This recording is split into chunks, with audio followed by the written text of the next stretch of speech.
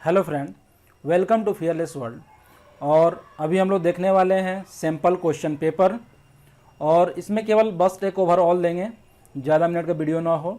और इसका रिप्लाई जो है नेक्स्ट वीडियो या उसके नेक्स्ट वीडियो में इसका रिप्लाई मैं दे दूंगा। तो सबसे पहले देखते हैं कि ये निबोस आईजीसी में कितने पेपर होते हैं। तो मैंने बताया था इसके पहले कि टोटल जो है 2 पेपर हैं। फर्स्ट थ्योरेटिकल है, सेकंड प्रैक्टिकल है, और इसमें फर्स्ट प्रैक्टिकल है उसी का ये सैम्पल पेपर है। तो निबोस international general certificate in occupational health and safety, तो ये आप जो देख रहे हैं तो ये पेपर 1 है, यानी कि NG1, लेकिन इसको IGC भी बोलते हैं, मैनेजमेंट हेल्थ एंड सेफ्टी। तो ये टोटल ड्यूरेशन जो है इसका 2 आवर्स है, और इसमें टोटल जो है 100 मार्क्स के, इसका मैक्सिमम मार्क्स जो है 100 है। तो 100 मार्क्स में से आपको पास होने के लिए आपको 45 मार्क्स सिक्योर करने हैं। तो ये आपको ध्यान रखना चाहिए। इसमें सभी क्वेश्चन जो है आंसर ऑल क्वेश्चन, यानी कि ऑल क्वेश्चन कंपलसरी है, यानी कि आपको एक भी नहीं छोड़ना है। Every question you have to reply must, and maximum marks जो है इसमें 100 है, और सभी क्वेश्चन के सामने में मार्क्स दिया गया है। टोटल मार्क्स जो है इसका 100 है, और सभी पार्ट भी है उसके भी मार्क्स दिए गए हैं।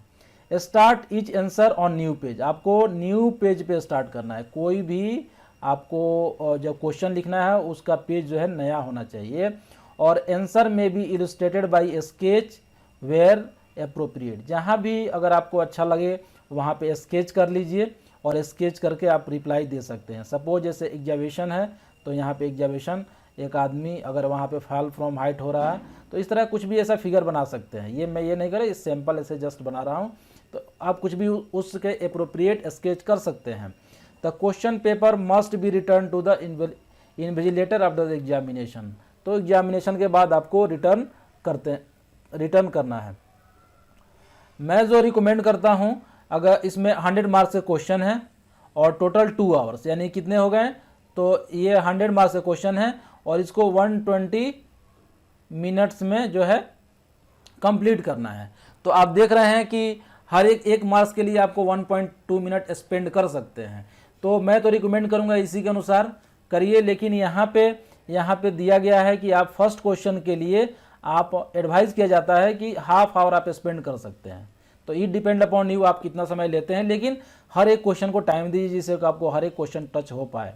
और you are advise to spend total of about 1.5 hour, और इसमें यानी कि 1.5 आवर जो बच जा रहा है ये आपको स्पेंड करना है किसमें, 2 to 11 क्वेश्चन में, और फर्स्ट क्वेश्चन के लिए 0.5 आवर्स, यानी कि टोटल हो गए ये आपको हो गया 120 मिनट्स, यानी कि 1 आवर।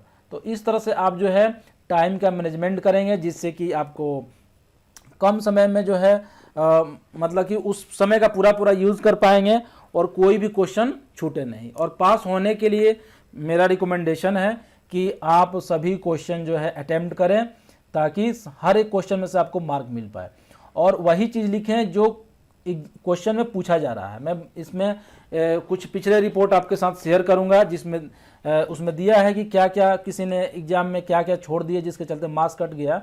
तो ये देखिए, why it is good idea to use permit to work system for some work activities.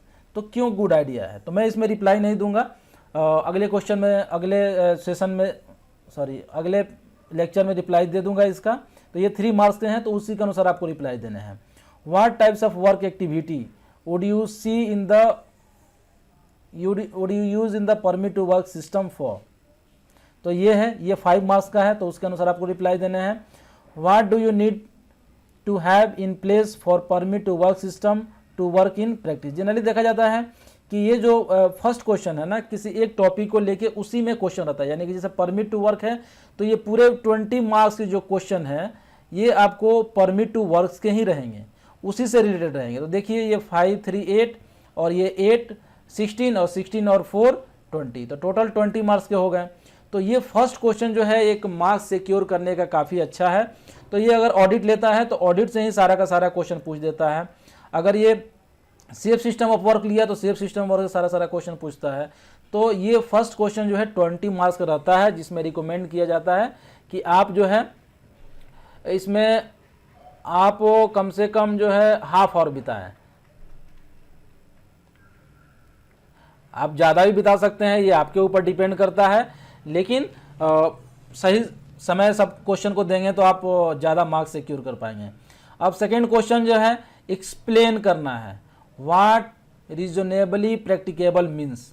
तो आप जब IG1 की बुक पढ़ेंगे, मैंने बताया था उसमें, तो आपको वहाँ पे इसमें 2 मार्क्स से क्वेश्चन, यानी कि ज़्यादा बड़ा नहीं होगा, ये 2 मार्क्स का ही लिखना है, ज़्यादा बड़ा भी नहीं लिखना है। जबकि नेक्स्ट क्वेश्चन जो है 6 मार्क्स का है, तो list the duties of employer to their employ, यानी कि एम्प्लॉयर की रिस्पॉन्सिबिलिटी। यहाँ पे देखिए 2 टर्म है तो कंफ्यूज नहीं होना है, यहाँ एम्प्लॉय की नहीं पूछना है, एम्प्लॉयर की पूछ रहा है। तो you have to write employer responsibility under section 2 of the health and safety at work act 1974। तो ये इसके अनुसार क्वेश्चन जो है पूछा जाएगा, उसी के अनुसार रिप्लाई देना है। ये जनरली ये नहीं पूछेगा, क्योंकि जनरली ILO रेफर करता है IGC में।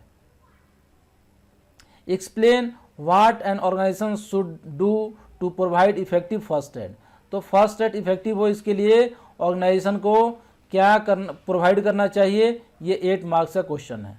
नेक्स्ट पेज जो उसके बाद आपको आ जाएगा, what are the best way.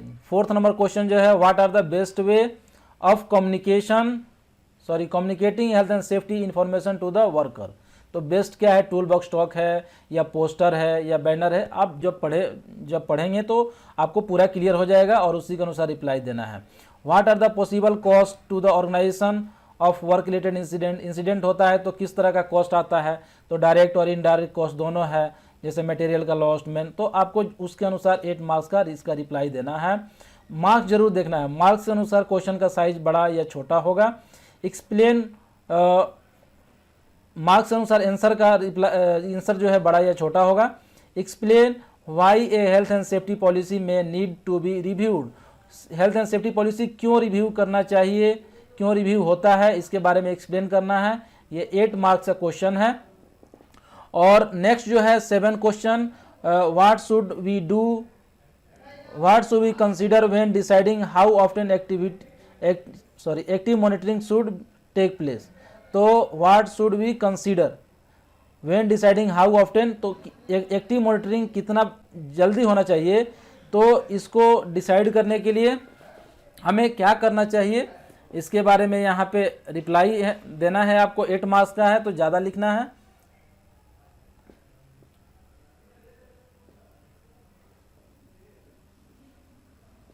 Ninth number question आप देख रहे हैं, what internal document could be gathered for analysing during the incident investigation. तो जब इंसिडेंट इन्वेस्टिगेशन कोई करता है तो किस तरह का जो है इंटरनल डॉक्यूमेंट गेदर करता है, इसके ऊपर आपको लिखना है। 8 मार्क्स का क्वेश्चन है।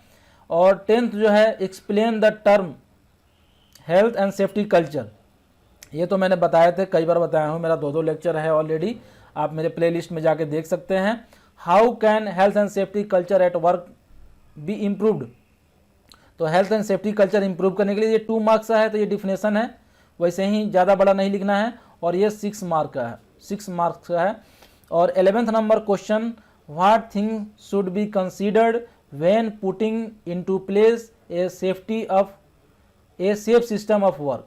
तो safe system of work place करने के पहले क्या कंसीडर करना चाहिए, तो ये 8th मार्क्स का क्वेश्चन है। तो टोटल 2 आवर्स में आपको 100 मार्क्स का क्वेश्चन इसमें करना है, जिसमें 45 मार्क्स जो है आपको पासिंग के लिए चाहिए। तो आई होप आपको ये सैम्पल क्वेश्चन पेपर आपको समझ में आ गया होगा और आपको आइडिया हो गया होगा कि एग्ज़ाम में किस तरह का क्वेश्चन पूछेगा और हमें किस तरह से रिप्लाई देना है। तो अगर आप मेरे चैनल पर नए हैं तो सब्सक्राइब करें, और अगर आप पुराने हैं तो शेयर करें, और अगर आपको अच्छा लगे तो कमेंट करें। थैंक यू, धन्यवाद।